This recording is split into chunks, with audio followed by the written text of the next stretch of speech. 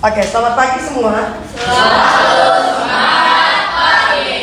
Oke, pagi ini kita bersyukur kepada Tuhan kita Yesus Kristus. Kita boleh diberi kesehatan, kekuatan, dan hari ini sesuai dengan jam PJOK secara teori kita akan membahas permainan bola kasti. Tapi kita bisa lihat di grup yang sudah dikirim. Dan hari ini Miss minta tolong kesediaan kalian anak-anak 7 Efesus untuk membantu Miss untuk mengumpulkan tugas mata kuliahnya Miss yang judulnya mata kuliah fisiologi olahraga lanjutan.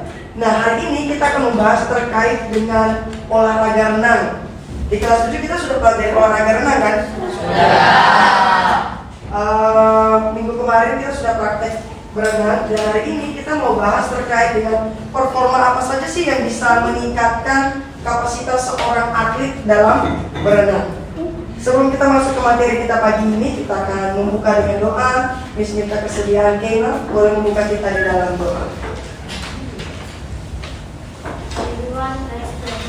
Dear God in heaven, now we're gonna start to eat these vessels in the name of Jesus Christ and pray. Amen. Amin. Terima kasih Keina.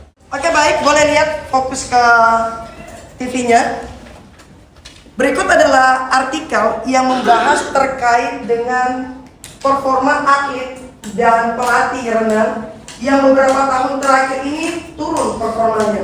Atau mungkin coachnya sudah melatih dengan maksimal, atletnya juga ikut program latihan dengan baik, tapi secara tidak langsung mereka tidak bisa mencapai target dari yang sudah direncanakan. Apa sih yang mempengaruhi? Padahal atletnya sudah latihan dengan baik, coachnya sudah menyusun program latihan dengan baik. Nah, hari ini kita akan pelajari apa sih yang mempengaruhi performa dari atlet tersebut tidak mencapai target yang sudah direncanakan. Flo, boleh Miss minta tolong dibacakan? Artikel terbaru mengenai identifikasi performa atlet renang berfokus pada pemanfaatan, analisis data, teknologi, dan metode pengujian fisiologi untuk menilai potensi, efisiensi, dan keunggulan fisik atlet. Michelle. Pendekatan ini mencakup penilaian atribut fisik seperti tinggi badan dan proporsi tubuh, aspek teknis, serta kemampuan daya tahan dan kecepatan melalui tes seperti VO2 max. Ya. Pada dasarnya setiap atlet akan dipengaruhi dengan daya tahan.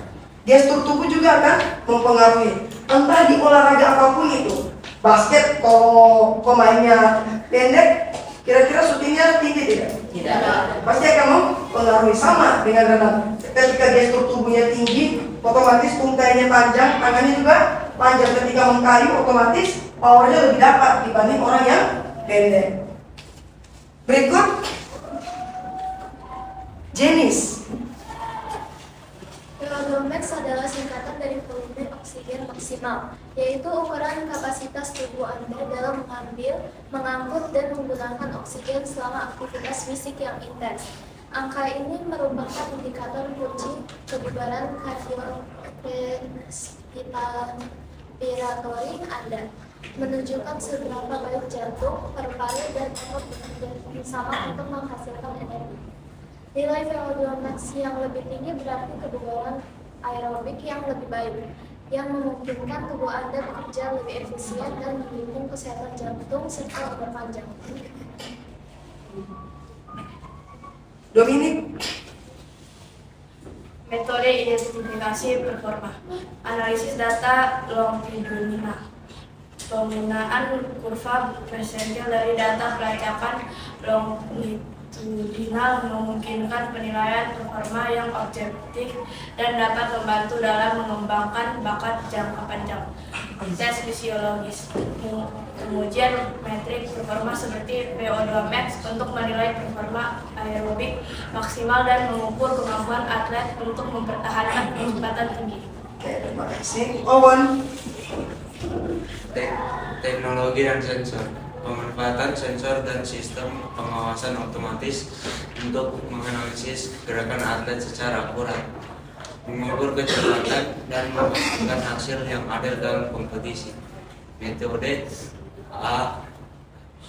AAP Analytical Heuristic Process. sebuah metode sistematis yang digunakan untuk memprioritaskan kriteria yang dalam identifikasi bakat, menyusunnya dalam hierarki yang dapat dikelola dan mengevaluasi berbagai faktor secara komprehensif.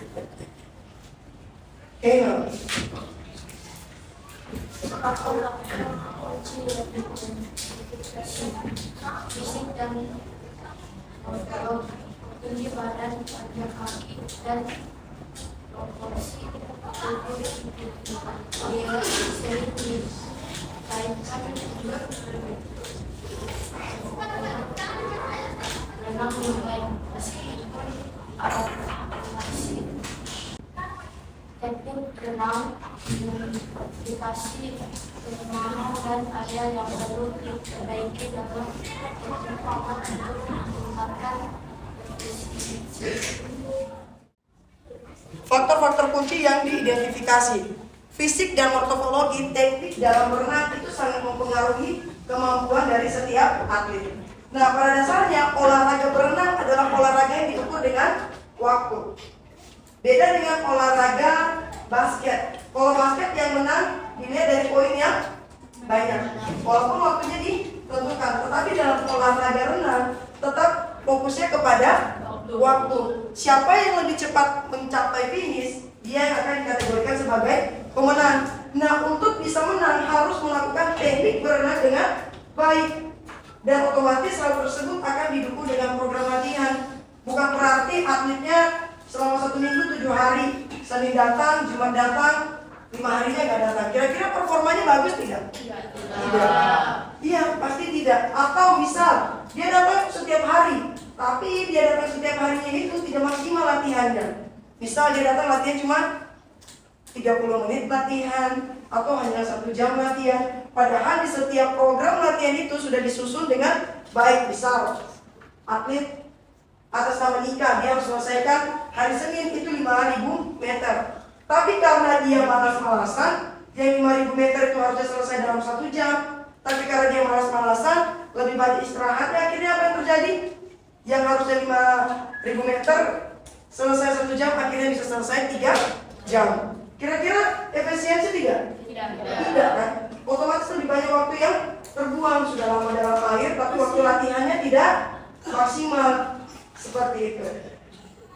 Next, Nika silakan. Memahami bagaimana pengaruh budaya dan narasi performa dapat membentuk identitas perenang dan mempengaruhi tujuan performa mereka. Nah, berikut, setiap atlet harus memiliki mental yang bagus. Jangan sampai pas mau pertandingan, waduh, kayaknya saya kalah ini, Miss. Kenapa? Lawanku tinggi-tinggi semua, sedangkan saya pendek. Atau, Miss, kalah saya ini, badannya dorong besar-besar, saya kasihan kecil. Nah, mental itu harus dilatih sejak kalian latihan. Jadi kalau waktu kalian latihan, lihat orang juga di klub lain atau di tim lain yang latihannya badannya tinggi besar, itu bukan jadi masalah untuk kalian. Tapi kalian harus percaya diri bahwa kalian bisa, karena kalian sudah latihan juga sama seperti mereka. Oke? Jadi mental itu juga penting. Berikut, Kinawa.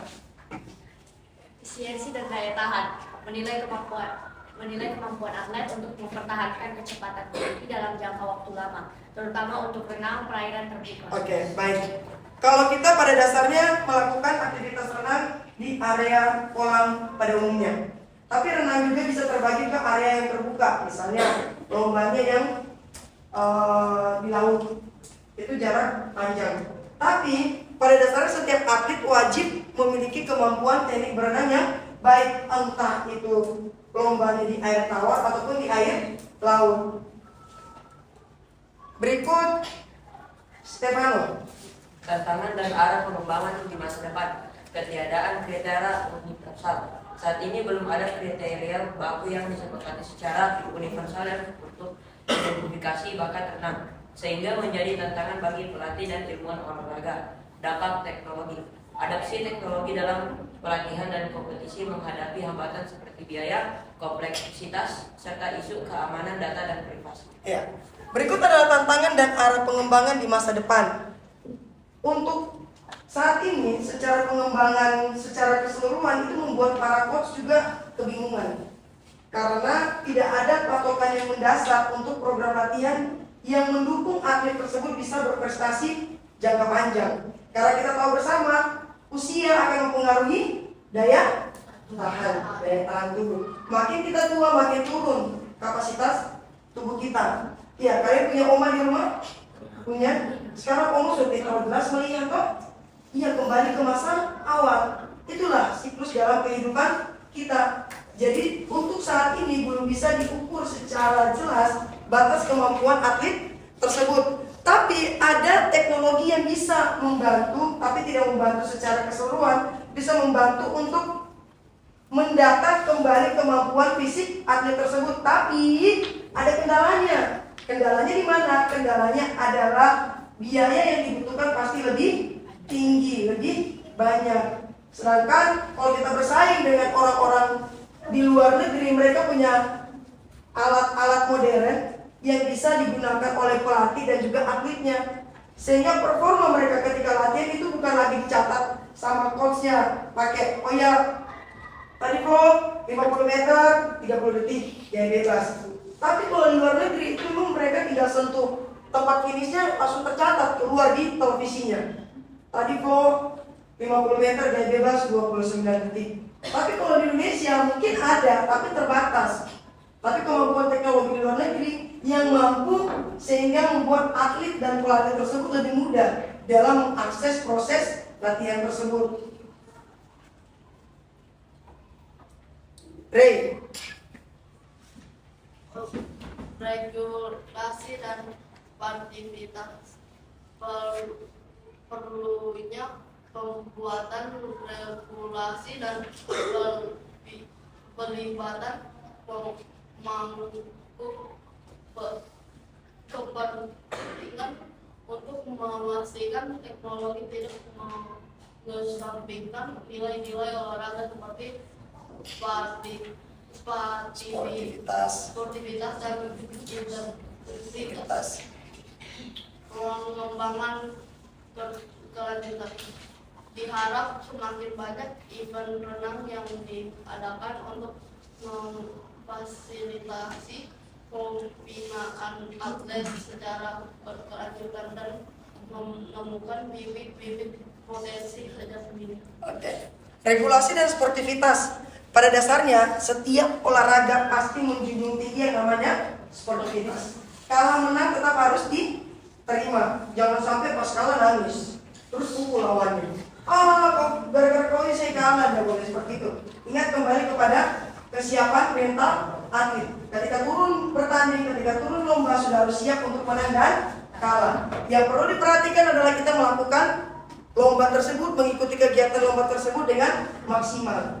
Kalau menang itu hasil yang ke belakang. Yang penting kita berani memulai dan berani sampai selesai kegiatan tersebut.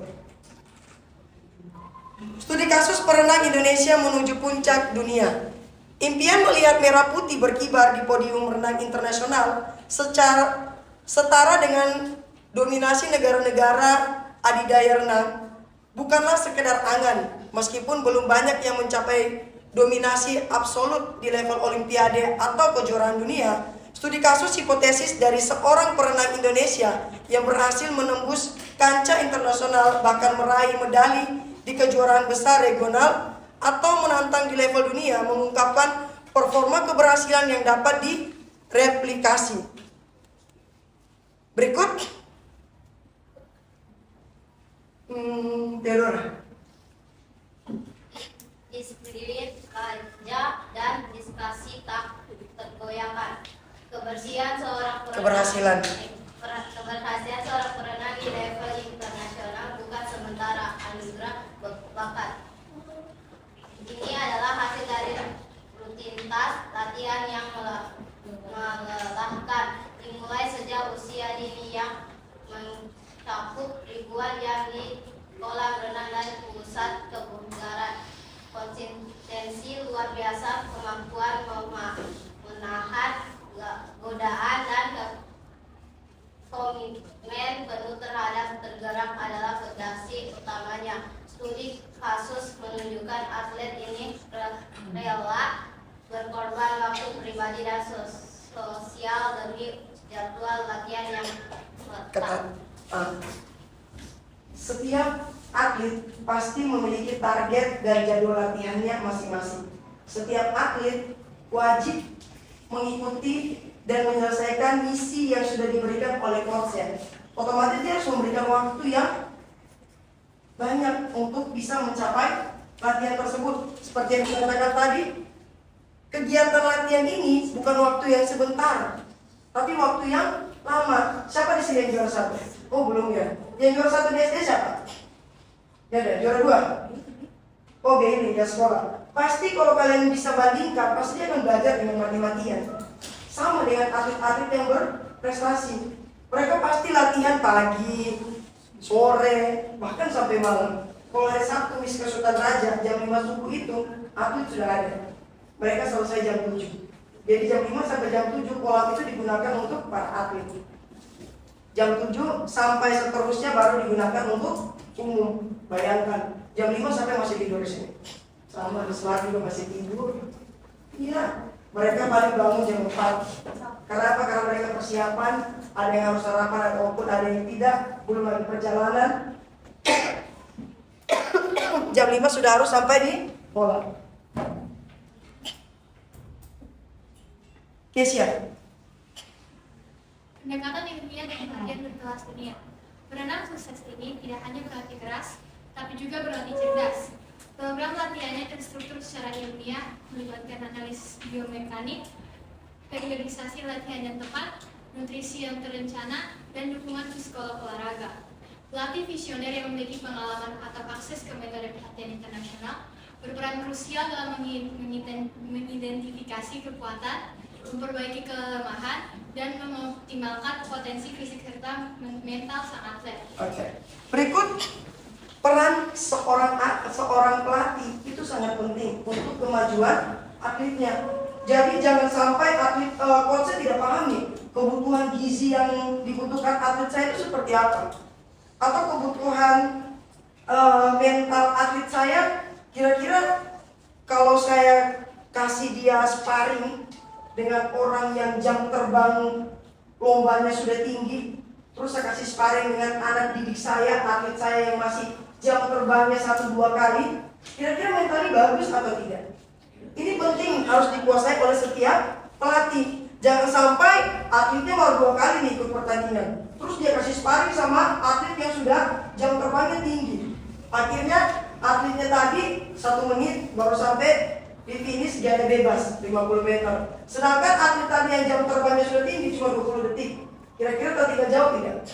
Pasti tertinggal jauh. Bisa jadi itu merusak mental atlet. Jadi pelatih bukan hanya sekedar memperbaiki gerakan, bukan hanya sekedar memberikan misi dalam latihan, tetapi juga harus mengetahui fisik dari atlet tersebut, mengetahui kebutuhan gizi atlet tersebut, dan mental dari atlet tersebut, sehingga atlet dan coach itu punya kolaborasi yang bagus, sehingga apa yang sudah disusun bisa tercapai bersama.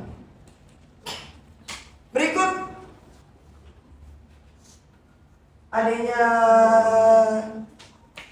Felicia. Kekuatan mental dan adaptabilitas. Kancah internasional penuh tekanan keberhasilan perenang ini juga ditentukan oleh kekuatan mental. Kemampuan untuk tetap fokus di bawah tekanan, kompetisi besar, adaptasi, jet lag, beradaptasi dengan lingkungan baru, dan belajar dari kegagalan adalah kunci. Mental juara yang melihat setiap tantangan sebagai kesempatan untuk berkembang, membedakannya dari yang lain. Mereka mampu mempertahankan ketenangan dan menjalankan strategi balapan yang telah dilatih. Oke, berikut setiap atlet harus bisa beradaptasi dengan lingkungan baru. Jangan sampai yang biasa berenang lombanya di Sultan Raja, pas lomba di kolam lain dia masih kacau. Dia kalau kabur dengan panggung dan sebagainya. Dan poin pentingnya adalah ketika kita gagal dalam mencapai misi yang kita targetkan, misal Miss O2 SN nanti saya harus dapat juara 1 di gaya bebas 50 meter. Tapi pas realisasinya dia dapat juara 2. Nah, hal itu biasa terjadi dalam kehidupan kita, tapi tidak boleh berputus asa. Kita harus belajar dari kegagalan supaya yang kita rasa tadi kurang di lomba tersebut kita perbaiki lagi supaya kita bisa sama-sama mencapai target juara 1. Berikut. Oke, kita baca sama-sama kesimpulannya. Kita baca pelan-pelan. Kita baca dengan seksama kesimpulannya. 1, 2, 3. Kesuksesan peternak Indonesia di kancah internasional hasil dari intervensi berbagai faktor. Maka yang merasa disiplin, terbayarkan, melalui ilmiah dan profesional, kekuatan mental yang tangguh, serta sistem pendukung yang komprehensif. Ini adalah blueprint yang menunjukkan bahwa prestasi yang tepat pada setiap tahun ini. Impian untuk melihat banyak lagi perendahan merah putih yang berada di panggung Jadi dari kesimpulan ini bisa kita tarik bersama bahwa tidak ada yang mustahil di dunia ini. Kan? Kalau hari ini kalian belum juara 1, belum tuntas nilai ulangan harian matematikanya, usahakan di ulangan harian kedua bisa tuntas. Kan harus ada motivasi dalam diri sendiri. Itu yang harus diterapkan dalam kehidupan. Nah, sekian presentasi Miss pada pagi hari ini. Semoga bisa bermanfaat dan menjadi pengetahuan bagi kita semua. Dan Miss akhiri, selamat pagi, Tuhan Yesus memberkati. Kita tutup dalam doa. Boleh Stefano tutup kita dalam doa? Everyone, let's pray. Dear God in heaven, now we have finished our study. Please bless us so we can use our studies in daily our life. Thank you, Lord, in the name of Jesus Christ we pray. Amen.